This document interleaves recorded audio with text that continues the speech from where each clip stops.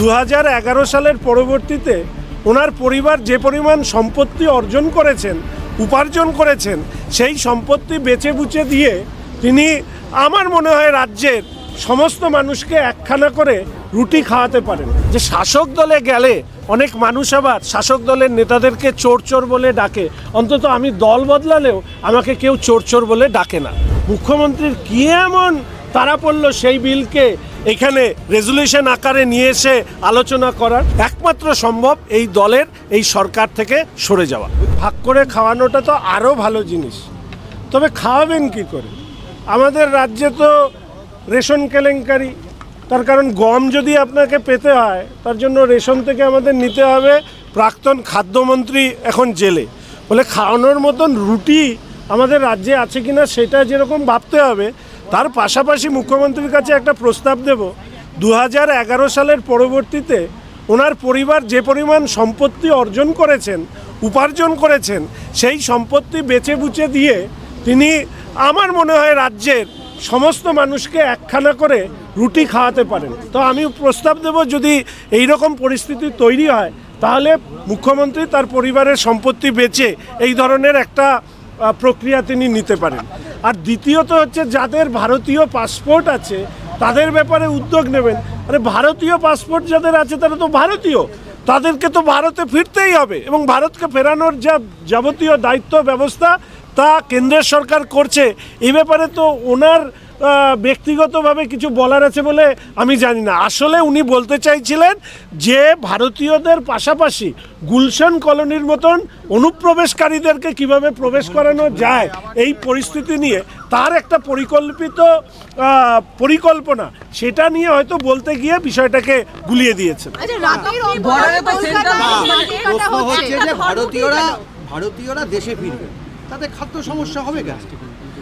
কারণ আমাদের রাজ্যের খাদ্য কেলেঙ্কারি, যে হারে খাদ্য কেলেঙ্কারি হচ্ছে, সেই কেলেঙ্কারির কারণে আমাদের শুধু বাইরের থেকে ফেরা হচ্ছে পশ্চিমবঙ্গের মানুষরা নয়, আমাদের পশ্চিমবঙ্গের মানুষদেরও আর্থসামাজিক সংকট তৈরি হচ্ছে তৃণমূল কংগ্রেসের নেতাদের দুর্নীতির পাহাড়ের কারণে।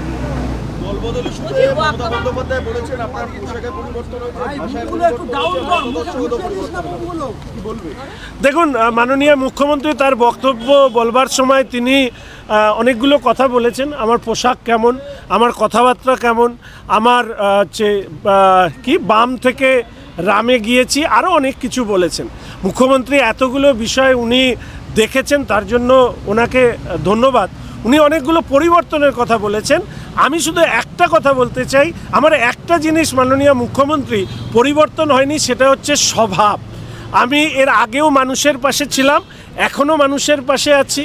আগেও আমি আর্থিক দুর্নীতির কোনো কালিমা যাতে আমার উপরে না লাগে সেই চেষ্টা আমি করেছি, আজও সেই কাজ আমি করে থাকি, যাতে কোনো দুর্নীতির কালিমা আমার গায়ের উপরে না লাগে। নাহলে সততার প্রতীক কখন দুর্নীতির প্রতীক হিসাবে বদলে গেছে সেটা পশ্চিমবঙ্গের মানুষ বুঝেছে। আর উনি যদি প্রশ্ন করেন যে দল বদলে তুমি অন্য বা শাসক দলে কেন ভেরোনি, তার একটাই কারণ, যে শাসক দলে গেলে অনেক মানুষ আবার শাসক দলের নেতাদেরকে চোর চোর বলে ডাকে, অন্তত আমি দল বদলালেও আমাকে কেউ চোর চোর বলে ডাকে না। রামকৃষ্ণ মিশনের প্রসঙ্গ উত্থাপন করলেন, এই ওয়াকফ নিয়ে যখন আলোচনা হচ্ছে সেখানকার সম্পত্তির বিস্তারিত তথ্য বা অনেক কিছু হিন্দু যেগুলো সংস্থা সেগুলোর বিস্তারিত তথ্য জানতে চাইছিলেন আপনাকে। দেখুন, আমি শুধু মুখ্যমন্ত্রীর অনেক বিষয় নিয়ে আমার কথা তিনি তুলেছেন। আমি আপনাদের মনে আছে যে আমাদের শিলিগুড়ি বিধানসভার আশেপাশের অঞ্চলে রামকৃষ্ণ মিশন মঠের জমি ইত্যাদি নিয়ে দুষ্কৃতীরাই দখল করে নিচ্ছিল। বাংলাদেশের কথা ছাড়ুন, উনি চ্যালেঞ্জ করছেন বাংলাদেশের অভ্যন্তরে গিয়ে দেশের সরকার কি করবে। আরে পশ্চিমবঙ্গের মধ্যে একটি বিশেষ ধর্ম ব্যতীত অন্য ধর্মের জমি, তাদের আবাসস্থল, সেগুলোকে দখল করবার চেষ্টা করেছে তৃণমূল কংগ্রেস আশ্রিত দুষ্কৃতীরা। তার খেসারত দিতে হয়েছে রামকৃষ্ণ মিশন সহ খ্রিস্টান ধর্মের বিভিন্ন উপাসনালয়। ফলে মুখ্যমন্ত্রী ওই বাংলাদেশের দিকে না তাকিয়ে তৃণমূলের কংগ্রেসের দুষ্কৃতীদের হাত থেকে বরঞ্চ একটি বিশেষ ধর্ম ব্যতীত অন্যান্য ধর্মের উপাসনালয়গুলোকে রক্ষা করবার চ্যালেঞ্জ গ্রহণ করুক, সেটাই মনে হয় ওনার স্বাভাবিক কাজের মধ্যে পড়বে। মুখ্যমন্ত্রী এতদিন পর্যন্ত বলছিলেন যে কেন্দ্রীয় সরকার যে ধরনের সিদ্ধান্ত নেবেন আমরা তার সঙ্গে আছি। আজকেই প্রথম তিনি বললেন যে রাষ্ট্রসংঘকে ওই শান্তি বাহিনী পাঠানোর জন্য বা আবেদন করতে কেন্দ্রীয় সরকারকে করার জন্য, অর্থাৎ হস্তক্ষেপ চাইলেন। যে কি বলবেন? দেখুন, সাংবিধানিক পদে মুখ্যমন্ত্রী আছেন, দীর্ঘদিনের তিনি রাজনীতিবিদ, তিনি জানেন যে কোনটা বলা উচিত কোনটা বলা উচিত নয়।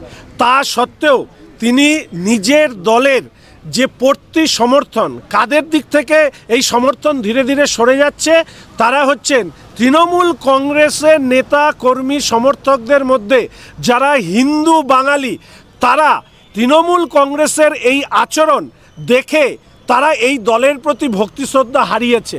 মুখ্যমন্ত্রী একটি কথা বলেছিলেন, এই প্রসঙ্গে বলে রাখি যে তুমি বাম থেকে রাম হয়েছ। আমি শুধু এইটুকু বলি যে মুখ্যমন্ত্রীর রাজনীতির কারণেই, এই অন্ধ তুষ্টিকরণের রাজনীতির কারণেই আমাকে প্রকারান্তরে বাধ্য হয়েছে বাম থেকে রামে পরিণত হতে, কারণ this is the need of the time. না হলে পশ্চিমবঙ্গের হিন্দু বাঙালির অস্তিত্ব সংকটে যাবে। শঙ্করদা বলছে আপনাদের বুকের পাটা আছে রামকৃষ্ণ মিশন, বালাজি এগুলো নিয়ে প্রশ্ন তোলার বলছেন। দেখুন, আমি মনে হয় না যে কারো গায়ের রং নিয়ে মুখ্যমন্ত্রীর এই ধরনের মন্তব্য করা উচিত। আমার ধারণা মুখ্যমন্ত্রী নিশ্চিতভাবে এই বিষয়ে পরবর্তীকালে তার বক্তব্য তিনি রাখবেন। তবে কারো গায়ের রং কালো হলেই প্রশ্ন তোলা যায়, মুখ্যমন্ত্রীর এই শব্দবন্ধ নিশ্চিতভাবে অসংখ্য মানুষ আছেন যাদের গায়ের স্বাভাবিক বর্ণ কালো, তাদের মধ্যে যন্ত্রণা তৈরি করবে। আমি আশা রাখি মুখ্যমন্ত্রী এই মন্তব্য সময়কালে প্রত্যাহার করবেন। মুখ্যমন্ত্রী বলেছে ডাল মে কুচ কালা হয়, কারণ তিনি বলেছেন জেপিসির ভিজিট করার কথা ছিল কিন্তু জেপিসি ভিজিট করা হয়নি। এর মধ্যে নিশ্চয়ই কিছু কারণ আছে, কলকাতায় ভিজিট করা হয়নি। মুখ্যমন্ত্রী অর্ধসত্য বলতে ভীষণ ভালোবাসেন, অর্ধসত্য মিথ্যার থেকেও ভয়ঙ্কর। আমি মুখ্যমন্ত্রীকে অনেকগুলো প্রশ্ন করেছিলাম এবং মুখ্যমন্ত্রীকে এই কথা বলেছিলাম যে জেপিসিতে যে বিল আছে সেই বিল নিয়ে আপনারা সেখানে যাচ্ছেন না কেন। এর আগে আপনারা জানেন যে মুখ্যমন্ত্রী সরাসরি ডিনায়াল মোডে বললেন যে ওনার সাংসদ এই কথা বলেননি যে 20-25 জন এক জায়গায় দাঁড়িয়ে নামাজ পড়লে বা এক জায়গায় নামাজ পড়লে সেই সম্পত্তিটা ওয়াকফে পরিণত হবে, ওয়াকফ সম্পত্তিতে পরিণত হবে। এটা পাবলিক মিডিয়াতে আছে। তা সত্ত্বেও যে মুখ্যমন্ত্রী এই কথা অস্বীকার করতে পারেন, আপনি কি করে ভাবলেন যে জেপিসি নিয়ে তিনি সত্য কথা বলছেন? ফলে ঠিক আছে, মুখ্যমন্ত্রী বলেছেন সব হয়ে যাবে। মুখ্যমন্ত্রী বলেছেন তার মেজরিটি কেন্দ্রীয় সরকারের নেই, সেই কারণে এই বিল কিছুতেই কেন্দ্রীয় সরকার পাশ করাতে পারবে না, কারণ এটা হচ্ছে সংবিধান সংশোধনী বিল। যে বিল কেন্দ্র পাশ করাতে পারবে না, মুখ্যমন্ত্রীর কি এমন তারা পড়ল সেই বিলকে এখানে রেজুলেশন আকারে নিয়ে এসে আলোচনা করার? তার মানে মুখ্যমন্ত্রী এটা বুঝতে পারছেন যে কেন্দ্রের সরকারের, বর্তমান সরকারের সেই শক্তি রয়েছে যে এই বিলের যুক্তিনিষ্ঠ অবস্থানের কারণে এই বিলকে সমর্থন করবেন। এমনকি এমন কোনো রাজনৈতিক দলও যারা এনডিএর অফিসিয়াল অ্যালায়েন্স না। দাদা বলছি খাস কলকাতায় জমি কাটা হচ্ছে এবং সেখানে রাতের অন্ধকারে মাটি পাচারের অভিযোগ উঠছে, কি বলবেন? কলকাতায় মাটি পাচার হয়ে যাচ্ছে। দেখুন, এইগুলো নিয়ে বলতে বলতে আমি ক্লান্ত। এই পুরো বিষয়টি সংগঠিত হয় মুখ্যমন্ত্রী এবং মুখ্যমন্ত্রীর নেতৃত্বে তার যে উপদেষ্টা কমিটি যারা এই ধরনের দুর্নীতির সাথে যুক্ত।